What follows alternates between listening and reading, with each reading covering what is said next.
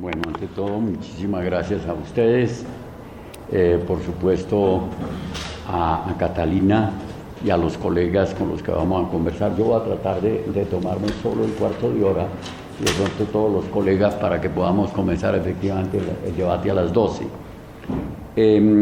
Casi que mi intervención bastaría con justificar por qué estoy aquí. En primer lugar, porque digamos, el tema de la bioética al financiador de todo este proyecto, que dicen que es Conciencias, pues no le interesa. Yo estoy en el lugar equivocado, en ese proyecto.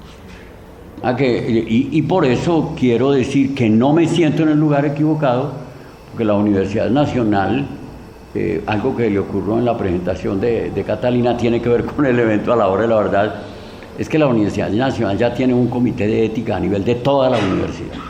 Desde la universidad yo estoy ahí, nombrado por el Consejo Superior Universitario como académico externo, por así decir, y una de las funciones que hemos tenido es ir socializando, por así decir, el tema del comité de ética en cada una de las facultades, en la perspectiva de que la ética en la Universidad Nacional no quiere ser únicamente el requisito de Conciencias, el chulo ético, como lo llamábamos nosotros cuando empezó Conciencias con el fanatismo, de que inclusive una investigación sobre la violencia en Colombia, los investigadores teníamos que garantizar que éramos éticos. O sea, la cosa misma delante de los burócratas de Conciencias. Y el resultado es la ley fundadora de Conciencias de hace 2 o 3 años, donde si ustedes pican en toda la ley, el término ética no aparece. El término bioética, por supuesto. El término moral, ni riesgo, porque eso se supone que es de las religiones. De eso tiene que hablar Benedicto en Cuba nomás. El término democracia no aparece. El término política aparece en plural. Políticas de ciencia, tecnología, innovación, competitividad, productividad, tralala, tralala, tralala. Y me imagino que cuando hablan de bioprospección en Conciencias, pues están pensando en innovación, están pensando desde ese concepto de investigación, que es un concepto de investigación que de entrada la bioética no tiene nada que hacer ahí. En la Nacional parece que sí, efectivamente lo es, y yo veo por eso la invitación de Carolina, donde con los colegas con los que estoy, sí sé que nos podemos entender en una especie de comité de ética, pero también una especie de comité interdisciplinario sobre el desarrollo del saber. Por eso mis planteamientos son muy genéricos. Mi primer planteamiento es este cuento del discurso de la ética, de la moral, de la filosofía moral, política y del derecho. Y por eso cuando me trataste de bioeticista, casi que te digo, respeta que yo no soy visitador médico. Porque es muy curioso, cuando surge el debate de la bioética, ese año 82, un gran filósofo, Stefan Tulmin, tiene un artículo que se llama ¿Cómo la medicina salvó la vida de la ética? Claro, porque en los años 80 los de ética, los filósofos, estábamos haciendo metaética, estábamos en toda cosa metafísica complicadísima, y llega la medicina y se encuentra con problemas muy concretos y empiezan a ser sensibles no solo a la parte científica de la medicina, sino también a la parte social, política, personal, humana, y entonces hacen aterrizar a los filósofos, sobre todo a los filósofos morales, y los filósofos morales no es que se olviden de Kant, pero empiezan a hablar de Aristóteles, ¿no? Un poco del silogismo práctico, y se dan cuenta que la moral también tiene que ver con esas prácticas. Primero en la medicina, pues por supuesto inmediatamente la biología, rapidito la ingeniería con el medio ambiente, etcétera, etcétera. Entonces, el Tulmin dice, bueno, los filósofos morales, que son una gran ayuda para nosotros, piensan que tienen que constituirse ahora en bioeticistas. Y el tipo dice que entonces consultó el diccionario de Oxford y encontró eticista, ethics ist. Existe la ética. Entonces por eso no me gusta el término bioeticista. Yo sé por qué te lo reservaste, porque sabes que no a todos nos gusta el cuento. Entonces, ¿cuál es el discurso de la bioética? El discurso de la bioética es un discurso por el sentido. Por el sentido. Por tanto, si me llaman aquí a hablar de bioprospectiva, yo lo primero que le pregunto es al científico, que creo que aquí hay alguno, Tú eres la dura, ¿no es cierto? Por allá está la dura. ¿Dónde está la dura? Eres tú, ¿no? ¿Quién? Tú eres la dura, claro. Yo le pregunto al científico, a la bióloga, a todo esto, cuéntame qué comprensión tienes de la vida.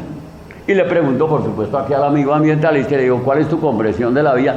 Y él me dice una comprensión tremendamente extensa. Ya inclusive estamos tratando de llegar a pensar si las piedras tienen vida, pero eso no lo podemos ahorrar pensando que los que reflexionamos sobre la vida sabemos que necesitamos de las piedras, etc.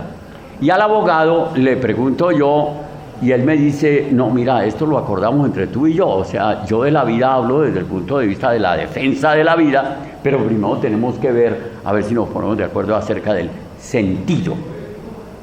Esto, doy un paso más, cuando Jürgen Habermas en el 2004 recibe el premio Kyoto a filosofía, que lo consideramos el premio Nobel en filosofía, él tiene la gran discusión con el neurocientífico Wolf Singer, no Peter.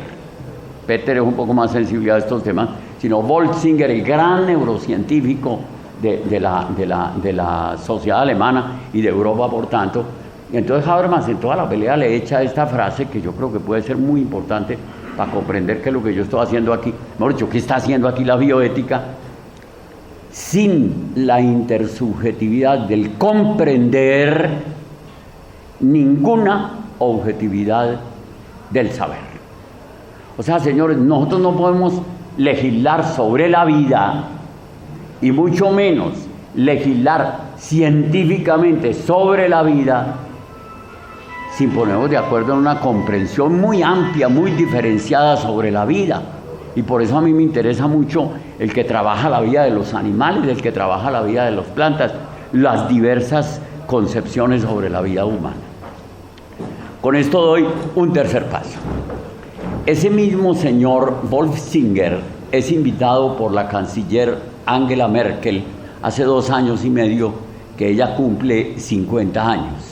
Y la canciller alemana, pues cómo no iba a invitar a toda la prominencia, estaban todos los embajadores, la gente científica, todo el mundo, pero normalmente en esas celebraciones pues se pone música, sobre todo en Alemania, alguna piecita por ahí de Mozart o de Haydn, una cosa de estas, o si mucho la farándula, algún José Gabriel que venga a entretener a la prominencia. Y esta señora se le ocurrió que no, que ella quería contarle a toda esta gente, a la gente dura, a la clase alta, en qué iba Alemania en aspecto ciencia.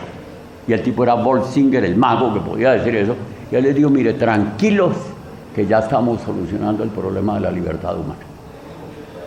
Esto ya estamos resolviendo, esto es un cálculo, un movimiento neuronal. Todo esto se reduce a que nosotros logremos perseguir las neuronas correspondientes a la voluntad y a la libertad humana en toda la ingeniería genética, en todas las neurociencias, y le solucionamos el problema. El periódico de Hamburgo, el duro, la prensa amarilla, al otro día sencillamente editorializaba cómo por fin los alemanes se fueron a dormir tranquilos. Porque no ellos habían hecho el holocausto, sino sus neuronas. Y en la prensa amarilla, los que quisieron haber sido invitados, es decir, los de la farándula, o sea, José Gabriel, preguntaba, ¿y por qué en aquel entonces las neuronas se comportaban de una manera y hoy se comportan de otra? Es un problema que el profesor Singer todavía no ha podido resolver. Nosotros pensamos que nunca lo podrá resolver la ciencia solita, la ciencia, la técnica, la tecnología. Esa requiere de todas maneras el punto de vista ético. En inglés el término es mucho más bello, yo no me gusta mucho, pero el término inglés es the moral point of view, y esto lo tienen los norteamericanos hace rato, the moral point of view, que debería estar en todos los institutos científicos más serios del mundo entero, al lado de Einstein, y al lado, aquí en Colombia sería al lado de nuestro amigo Yunis, etcétera, the moral point of view. Yo hoy en día, pues yo trabajo filosofía, pero me gusta esta filosofía aplicada de la que hablaba el colega Carlos. Si a mí me llega en bioética un médico con un problema complicado o de aborto, o con un problema complicado de fin de la vida, o inclusive con un problema complicado de clonación, que es el más complicado, Pues hombre, yo lo primero que le digo es, mire, examine el problema que usted va a solucionar desde el punto de vista médico, desde el punto de vista biológico. Por favor, no hay problema de que lo examine desde el punto de vista económico, que creo que es el que está detrás de todo este cuento de la bioprospectiva. Y creo que es un poco lo que le interesa a Colciencias cuando fomenta estos proyectos, porque es ciencia, tecnología, para la productividad y para la competitividad, no para la cooperación. ¿Por qué? Porque de eso sabemos somos las ciencias blandas. Y Colciencias es el único lugar que nos da en Colciencias, es decir, en el documento fundatriz de Colciencias, es el artículo 35, que es el penúltimo antes de derogar todas las disposiciones anteriores, una de las cuales se deroga, una de las que se deroga es nada menos que el símbolo de Colciencias, el sabio Caldas, toda esta cosa, antes de morir, que creo que tiene que ver con la vida, y se derogan otra serie de cosas, y ahí se dice que las ciencias sociales son muy queridas y que por tanto de pronto merecen también un apoyo, pero ahí llegan las ciencias sociales tarde, y llega la ética tarde, después de que está montado todo el modelo económico de la investigación científica, técnica, tecnológica. O sea que si ustedes van a hacer bioprospectiva en un proyecto de Colciencias, pues sí, está bien que le pongan el chulo ético, diciendo, sí, nosotros no vamos a gastar papel reciclable, vamos a respetar el medio ambiente, por eso invitamos aquí al colega, y bueno, y vamos a tener en cuenta un poco a los taurinos, a los antitaurinos, etcétera, todo este tipo de cosas, pero la pregunta fundamental es, cuéntenme una cosa, la vida humana que decimos que es sagrada, no hay que ser antanista, ¿no? Basta con ser Isidoro de Sevilla, que ya en el siglo VI decía, vita hominis gloria Dei. Los que no somos muy musicales religiosamente, hacemos así el cordón umbilical, pero de todas maneras sabemos que la vita hominis es la dignidad del hombre, todo este tipo de cosas. Entonces, yo quiero darle tiempo a los colegas únicamente de decirles, lo que tiene aquí que hacer la bioética, la ética en último término, es cuando se hable de la vida, así se hable de la vida de los animales, por supuesto, y del mundo, por supuesto, y de todas las condiciones de vida, porque a ustedes les toca hablar muy duramente del hábitat. Lo que estamos tratando de los filósofos es de reencantar el mundo. Es de nuevo un filósofo analítico que cuando cumple 200 años de morir Kant dice, el mundo está desencantado por la ciencia, la técnica, tecnología. El mundo ya no tiene unicornios, ni tiene duendes, ni tiene gnomos, cosas de estas.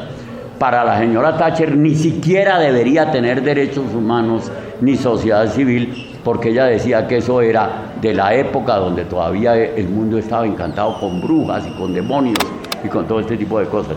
Está desencantado por la ciencia, señores científicos, son los mejores dialogantes con nosotros, los necesitamos para saber qué es la vida, para comprender la vida, que nosotros le apostamos a la vida. Y entonces dice este filósofo, se trata de reencantar el mundo de la vida, de suerte que volvamos a sentirnos en él como en casa. Ya yo creo que estamos muy bien con los ambientalistas, inclusive con las piedras. Yo estamos muy bien con los antitaurinos, por supuesto, y estamos muy bien con todo. ¿A partir de qué? A partir de una concepción de la vida, no solo científica, sino de una concepción de la vida desde el punto de vista del sentido de la vida. Y el sentido de la vida no es solo de la ciencia. Martin Heidegger, después de la guerra, después del Holocausto, habiendo sido partidario del Holocausto en sus inicios, cuando termina la guerra, lo primero que dice es, no podemos hablar de humanismo si no retornamos el pensar a su elemento, porque el pensar está en lo seco. El pensar se piensa que es la ciencia dura, que es importantísima, ese es el conocer, pero resulta que más allá o más acá de lo que podemos conocer, tiene sentido para el hombre pensar. ¿Pensar qué? En el otro, pensar en la naturaleza, etcétera, etcétera, etcétera. Entonces, piquémosle un poquito de ética y moral a toda nuestra actividad científica. No se trata de no hacer ciencia, no se trata de volver al romanticismo puro.